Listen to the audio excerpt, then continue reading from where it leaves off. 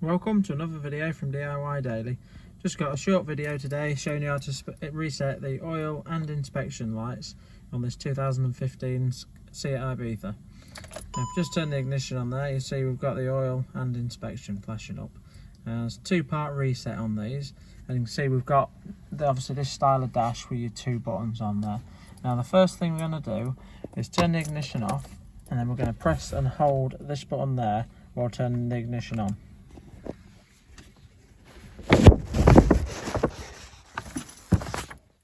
If you do that, release the button and press that button once. So that's reset the first stage. If you look now, we've got rid of the oil, but we're left with the inspection. So if you now turn the ignition off, you will put the hazard lights on. We're going to do exactly the same procedure again, pressing and holding this while turning it on. We've done that, release that button, press that button there.